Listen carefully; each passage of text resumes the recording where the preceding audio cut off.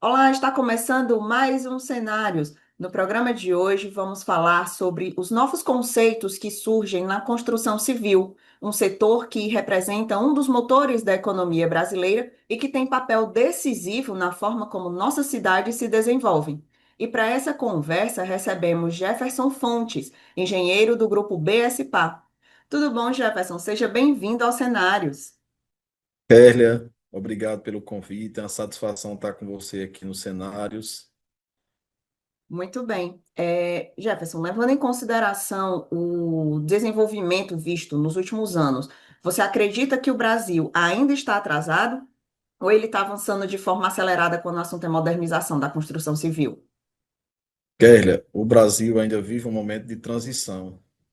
Ainda temos uma base muito tradicional, mas essa aceleração já começou, né? Hoje podemos observar que tem mais avanço na industrialização, mais o uso da plataforma BIM, os sistemas construtivos estão de forma mais modernizada. O que eu vejo como o nosso grande desafio é escalar. E para isso a gente precisa de pessoas como o Dr. Beto, que é um visionário, que ele pensa sempre ali à frente, pensa sempre no estado da arte.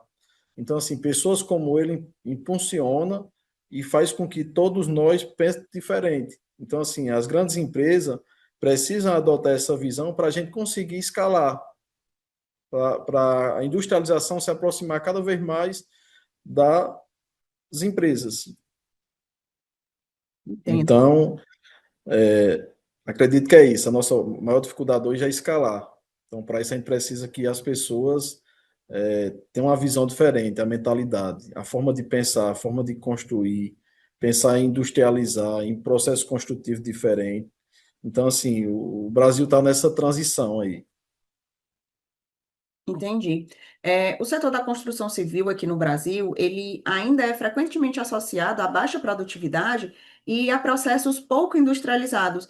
Então, eu queria que você explicasse para a gente, Jefferson, por que que essa cultura persiste há tanto tempo? Por que que nada foi feito para mudar isso ainda?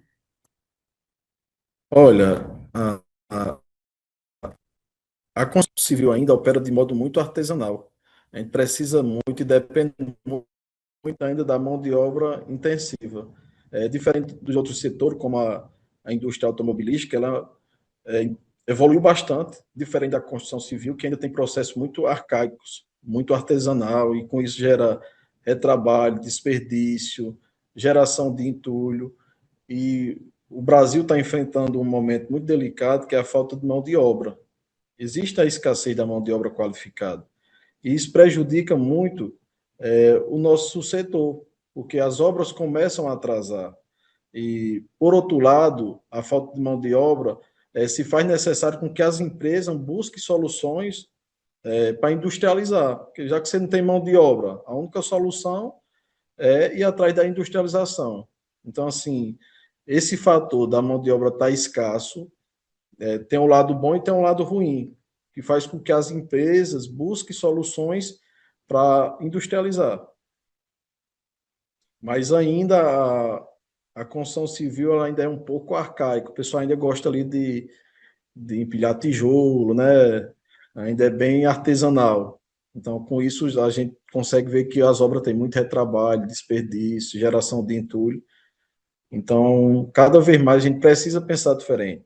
É a mentalidade, é uma mudança de cultura das pessoas. Certo.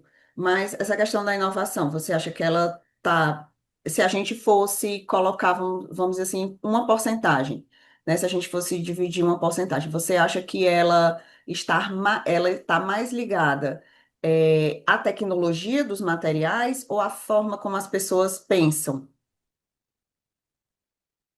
Kélia, acredito que os dois, tá?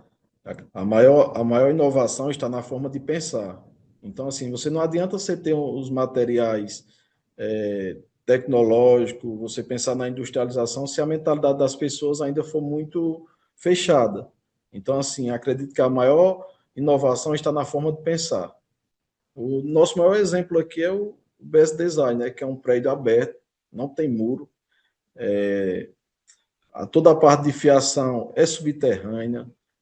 Então, assim, o prédio se conversa com a cidade. Você tem aqui uma gentileza urbana. Então, é algo que o BS Design hoje ele é um ponto de encontro. E tudo isso foi construído baseado numa visão do nosso presidente, doutor Beto, que ele, há 10 anos atrás, já pensou diferente, sempre sendo muito vanguarda, sempre pensando no estado da arte, né? Querendo implantar tudo que é o de mais moderno e melhor que tem da atualidade.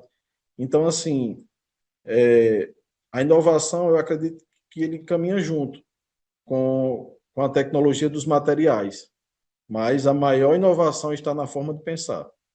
É isso, tá? Eu não sei se todos sabem, mas quando o BS Steel começou a ser concebido, ele era um edifício composto por uma torre comercial e uma torre residencial. Só que o Dr. Beto ficou pensando, eu não quero entregar um projeto que daqui a 5 anos eu passe no entorno e veja carros em cima da calçada.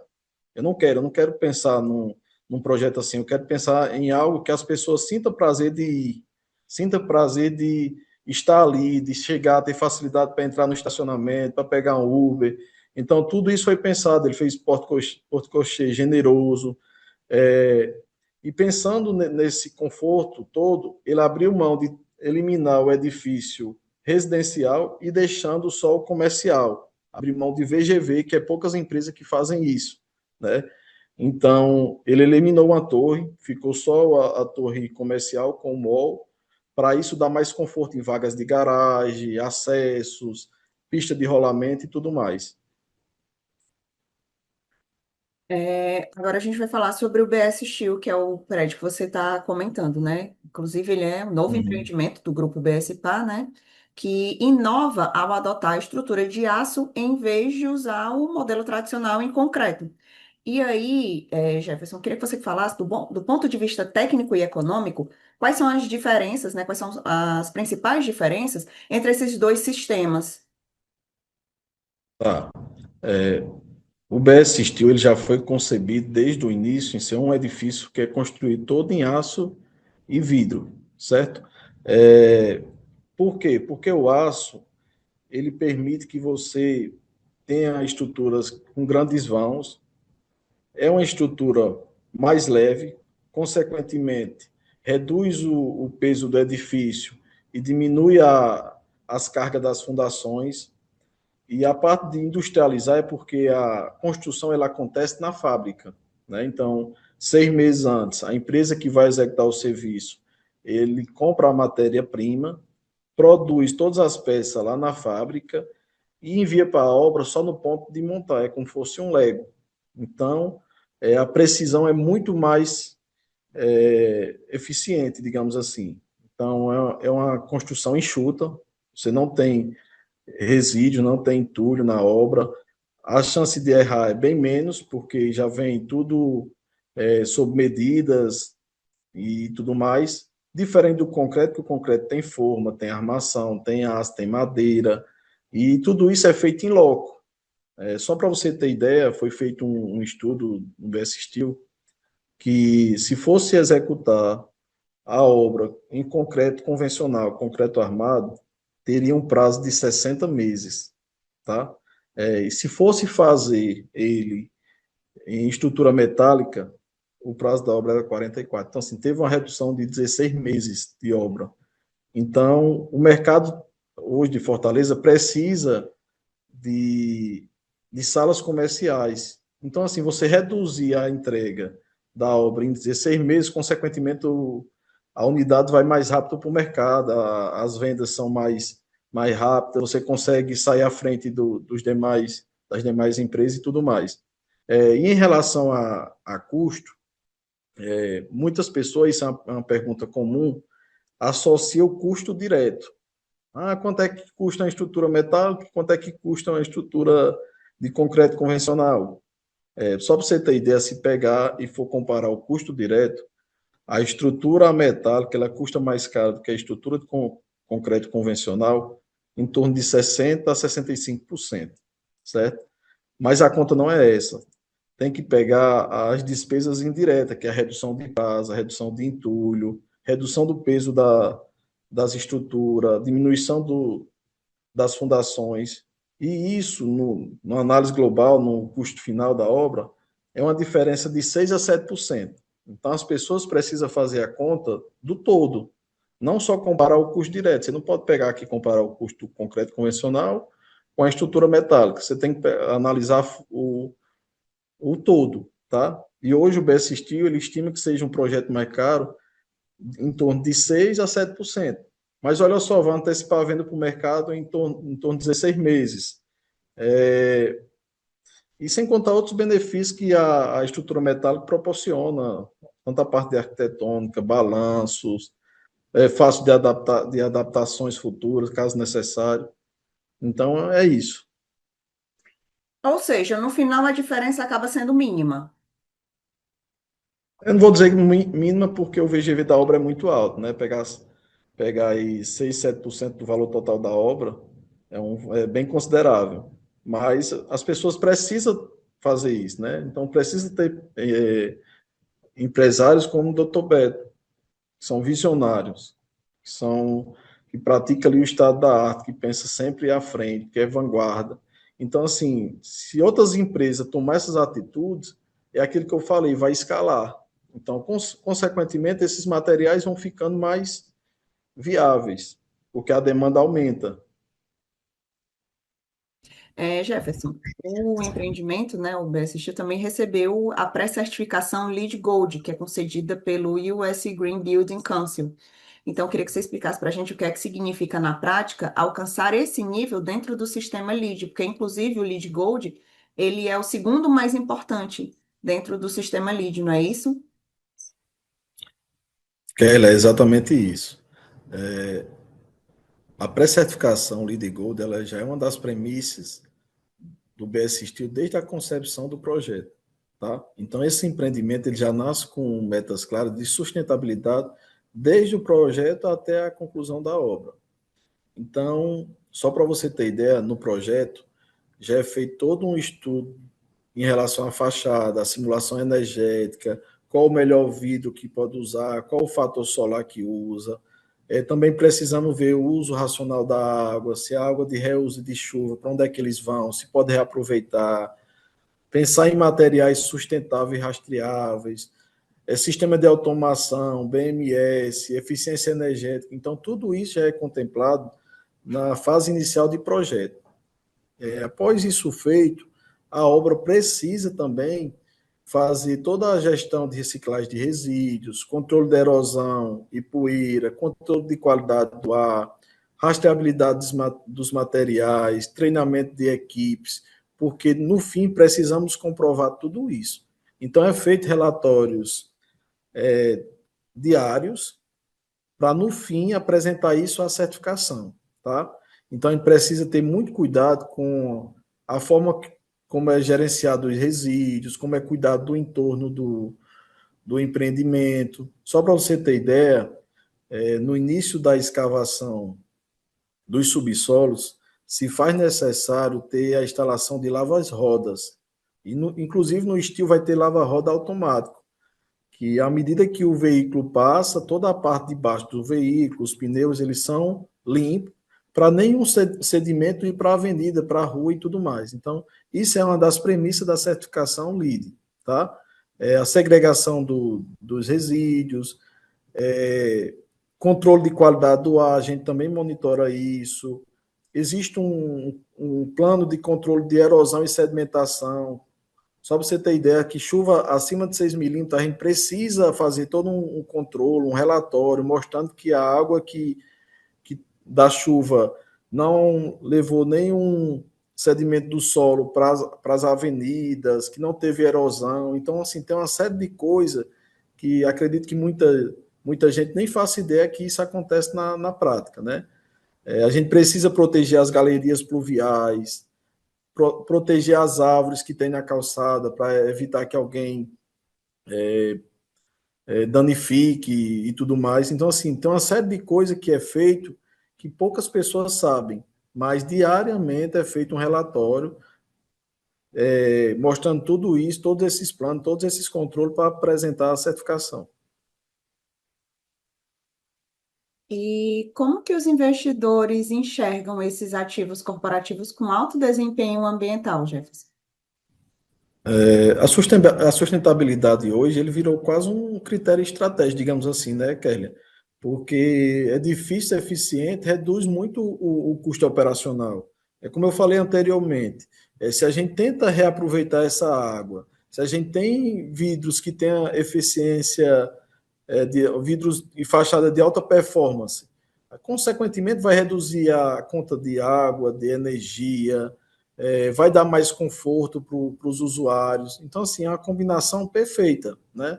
Os custos dos condomínios, vou dar o exemplo aqui do Best Design, ele é muito mais em conta, porque você não, você consegue aproveitar a água, você tem um sistema de fachada que tem vidro de alta performance, então tem fator solar, então você usa menos energia, enfim, tem uma série de coisas que hoje as empresas, inclusive internacionais, procuram projetos e empreendimentos que tenham certificação LEED. Então, hoje isso virou um critério estratégico, digamos assim. Entendi. O BS Steel, ele é um dos empreendimentos do grupo que segue o conceito de quadra BS, que são projetos inseridos em um quarteirão 100% planejado. Então, Jefferson, eu queria que você contasse para a gente um pouco mais sobre o que é a quadra BS e como que vocês chegaram a esse modelo. Olha, a quadra BS é um conceito criado pelo grupo BSPA, que foi para desenvolver não apenas edifícios, sim um quarteirão inteiro ali planejado em um único projeto urbano, né? Então, assim, tudo foi pensado de forma integrada, a arquitetura, o acesso, aquilo que eu falei anteriormente, né? O porte-cochê, é, calçadas largas, a praça que conversa com a cidade, foi pensado de fato na gentileza urbana. Então, assim, a ideia surgiu porque percebemos que um edifício isolado tem um impacto limitado. Quando você planeja um quarteirão inteiro, você consegue ali, em um único local, você ter a parte residencial, a parte comercial, mall. Então, é uma logística perfeita para a região, para o entorno. As pessoas sentem vontade de visitar, de ter um ponto de encontro. Então, assim, o planejamento da quadra BS foi pensado principalmente na gentileza urbana, tá? É, e hoje, igual o BS Design, o BS Design é um desejo de todos de vir aqui tomar um café, de almoçar. No próprio prédio você tem escritório, consultório, clínica, enfim, tem uma série de coisas. Então, na quadra BS, você vai ter também o BS Gold, que é um edifício residencial, tem o próprio BS Steel, que é o corporativo, né, comercial, e o mall. E em breve terá o BS Ana Maria, que vai fechar com chave de ouro a nossa quadra BS. Legal. E explica para a gente quais são os ganhos para a cidade quando o planejamento acontece de forma integrada, como é no caso da quadra BS.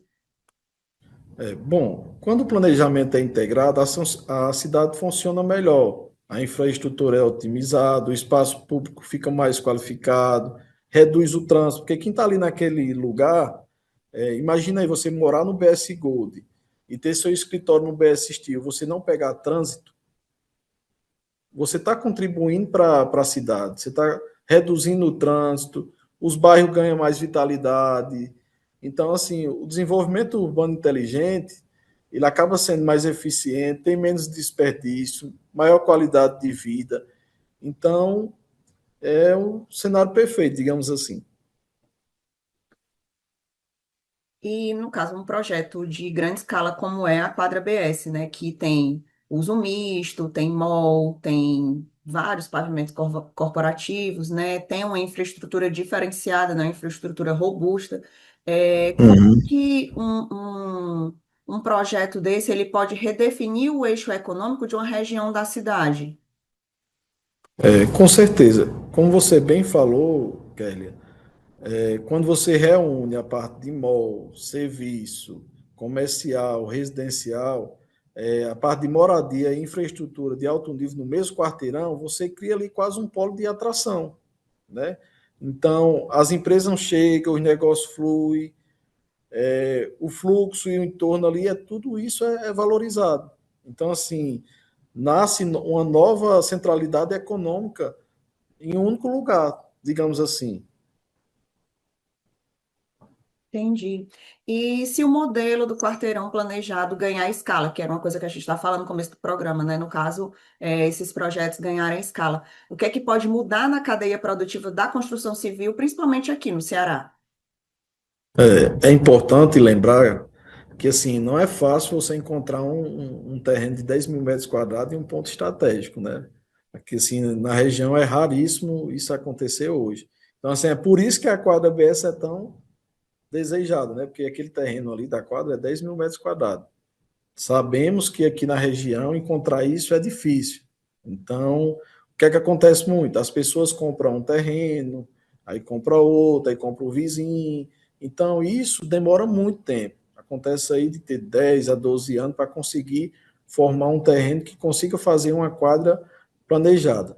Mas se esse modelo ganhasse escala, teria mais integração, mais qualidade de vida, e a cadeia produtiva com certeza ia ser muito melhor. Então, eu vejo que ele pode ganhar escala, mas não é algo tão simples. Mas quem tem a oportunidade de ter um terreno com 10 mil metros, 12, 15, e fazer algo planejado, é o que há de melhor. E para a gente encerrar aqui o cenário, Jefferson, daqui a 10 anos, como que você imagina que esse momento será visto na história da engenharia e do mercado imobiliário cearense? Bom, eu acredito que será visto como um ponto de virada na engenharia e no mercado imobiliário cearense, né? Eu fico pensando muito sobre isso, eu passar daqui a 10 anos ali, minha família, com meus filhos, amigos, e ficar pensando, eu participei desse projeto que hoje ainda é referência na cidade, então isso é um motivo de muito orgulho, e acredito que o BS Steel vai ficar para a história, assim como hoje o BS Design já ainda é referência no Ceará, e com o BS Steel não será diferente. Então, ele veio de fato para fazer a virada, tanto na engenharia, na industrialização e no mercado imobiliário cearense. Não só para os filhos, mas para os netos também, né? Porque o projeto Com ele, certeza, ele se Deus promete aí quiser. uma longevidade bem grande. Então, vai ser para filhos, netos, para a família toda, não é isso, Jefferson? O BS Steel é um projeto incrível, assim, Dr. Beto ele é muito visionário, ele sabe do que está fazendo, então ele gosta de deixar o legado, ele de fato ele é vanguardista, né? Ele está pensando ali sempre à frente e sempre pratica o estado da arte, né? Que usa o que há de mais tecnológico e moderno na atualidade. Então, tenho muito orgulho de fazer parte também da BSPA, de estar conduzindo o BS Steel e trabalhar ao lado dele e de outros executivos que são referência para mim. Então, com certeza, daqui a 10, 11 anos, tem muita coisa boa para lembrar do Steel. E com certeza, ele ainda vai ser um projeto muito inovador para daqui a 10, 15 anos a gente lembrar de tudo isso. E com isso a gente chega ao final de mais um Cenários. Gostaria de agradecer aqui a presença do Jefferson, nosso convidado de hoje, e também da sua audiência. Se você gostou, curta, compartilhe, deixe o seu comentário e se inscreva no nosso canal para não perder nenhum conteúdo da Trends. A gente fica por aqui, próxima quinta tem mais. Até lá. Tchau, tchau.